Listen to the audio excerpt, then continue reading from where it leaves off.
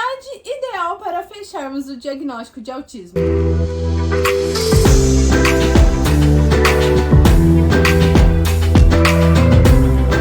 Olá, meu nome é Beatriz Bel, sou terapeuta ocupacional e hoje eu quero fazer um questionamento aqui para vocês.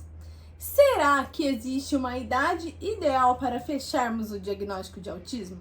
É importante nós falarmos aqui e eu quero deixar isso muito claro, muito ressaltado aqui, que o diagnóstico ele precisa ser feito de forma ideal.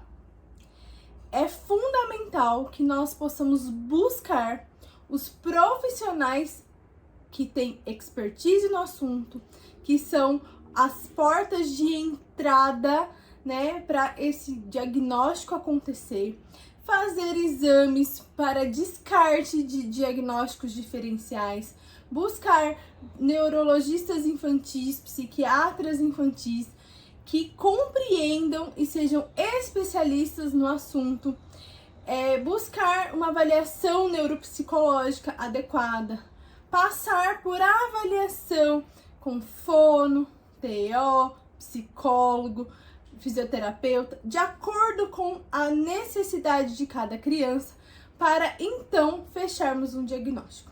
Eu sei que a busca pelo diagnóstico, ela é angustiante, tá? Eu sei que muitas vezes os pais querem respostas rápidas, eu sei que algumas crianças manifestam sinais de forma clara, mas algumas crianças, elas manifestam sinais de uma forma mascarada, que muitas vezes é difícil de compreender, que são características associadas a outros tipos de transtornos do neurodesenvolvimento.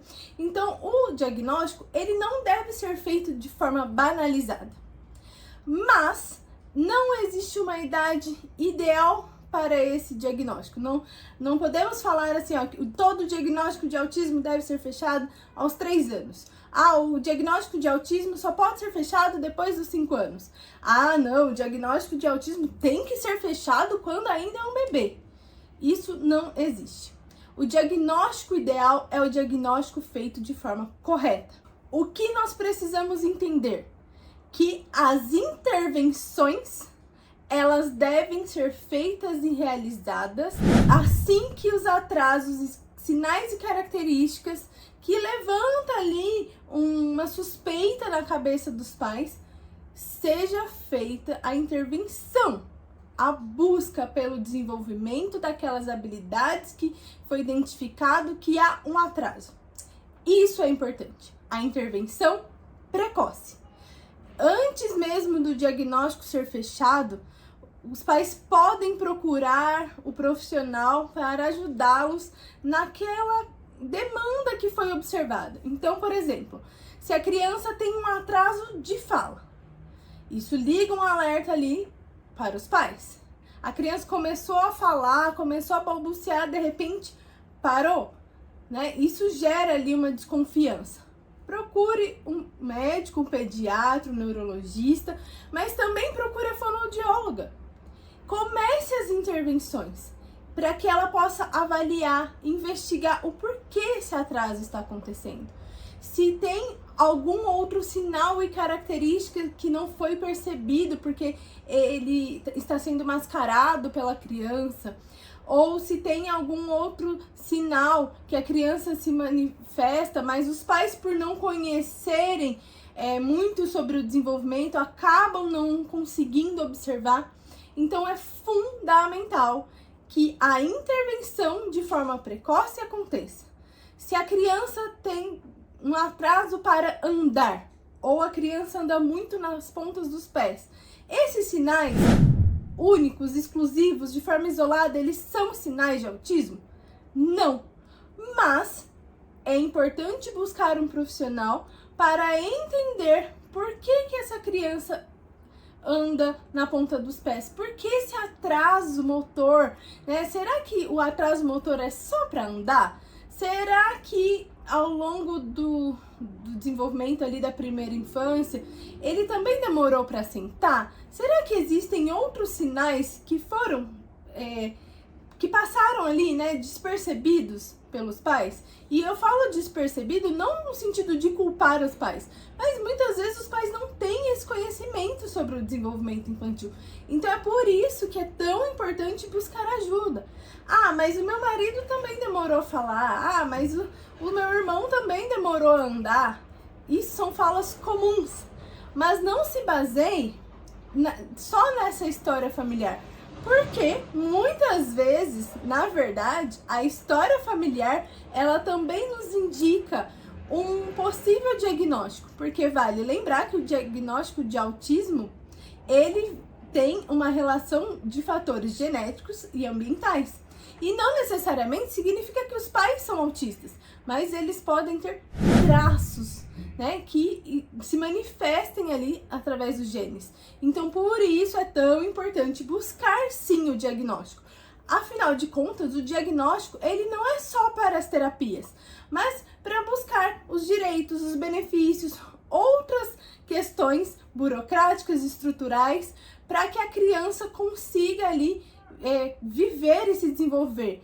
Mas as terapias, elas podem acontecer antes do diagnóstico e, inclusive, elas podem ajudar nesse processo de fechar o diagnóstico, porque os profissionais que vão estar ali na linha de frente da intervenção da criança, ela vai emitir ali relatórios de avaliação, relatórios de conduta, para que o médico, né, então, consiga juntar todas essas informações e fechar esse diagnóstico, se de fato houver, né?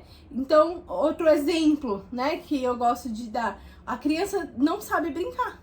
A criança pega o carrinho, fica girando, a criança fica enfileirando carrinhos, objetos, mas ela não brinca, ela não usa o brinquedo de forma funcional. Ah, que bonitinho, ele tá ali enfileirando, é claro que ele brinca, só que isso não é um brincar. Só que o que acontece? Muitas vezes os pais não sabem que isso não é brincar, porque afinal de contas a criança tá pegando o brinquedo enfileirando. Então, para algumas pessoas que não têm conhecimento, isso é brincar. Mas se você percebe esses sinais, se você entende e alguma coisa no seu coração, no seu instinto ali de mãe, né, de pai, tem alguma dúvida, procure ajuda profissional. Muitas vezes a linha de frente é buscar na internet, mas não fique baseando só no que está na internet. Busque ajuda, busque profissionais capacitados, se informe, busque conhecimento e não deixem de fazer avaliação. Porque a intervenção precoce, ela vai nos direcionar. O caminho é esse, o caminho é aquele, e ela vai nos dizer e ajudar o médico, o neuropsicólogo, através dos testes, das avaliações, a fechar então esse diagnóstico, descartar se há ou não outras possibilidades, se há comorbidades. Então isso é muito mais importante do que ficar pensando que a idade certa é X, a idade certa é Y.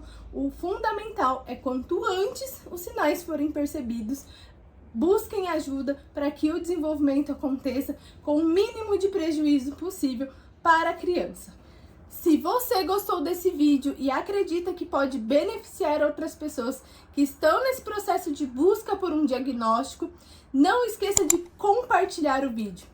Além disso, ative o sininho aqui de inscrito no canal para que vocês recebam novas notificações dos próximos vídeos que vão sair.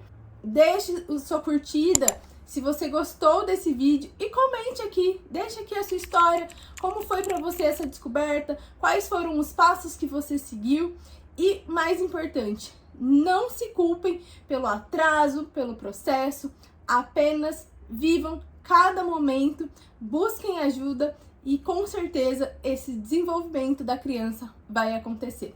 Muito obrigada e até o próximo vídeo.